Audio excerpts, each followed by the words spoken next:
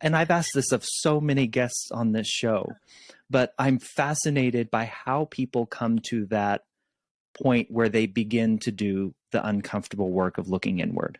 From your vantage point, Karen, how does that occur? How does one begin to lean into that discomfort of examining their inner self first before they start, pointing the fingers outward and saying, you need to do better. This isn't right over there. How do we cross that threshold? Yeah, that's the question, isn't it? It all happens because of some painful situation, right? Something no longer is working. There is an unraveling. There is a loss. There is a holy crap moment.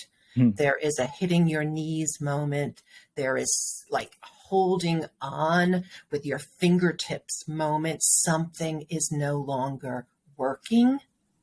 And it could happen in a wide variety of ways. It could happen in the really big dramatic ways, like an executive walks into their office and there are 8 people sitting around the table and it's an intervention. It could happen because we lose a job. It could happen because we're served with divorce papers, because we have a child that we can't save. Or it could just be a sense. I had a leader call me just the other day who said, there's really nothing dramatic going on now. I'm not sure if I really believe that, but I'm feeling numb and really like nothing matters. And this is a person whose life includes a private jet, who includes all the things that people tend to think, oh, they've got it made, right?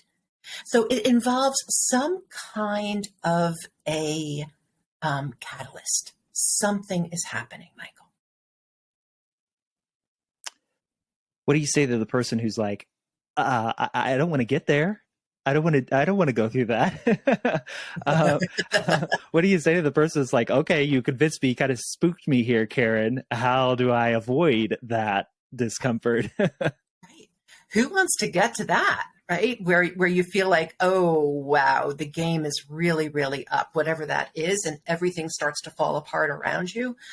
So this is what I say to executives when I'm coaching them and people when I'm talking to them is if you want to avoid that type of tremendously disruptive occurrence, do your work now. Avoid the heart attack, avoid the midlife crisis, avoid something falling apart so you could put things back together. How can you just take the invitation that we're all on a hero's journey of some kind? And that means we have to leave our comfort zone to really find our true self. And are we willing to do that before we get a tap on the shoulder to say, the gig is up,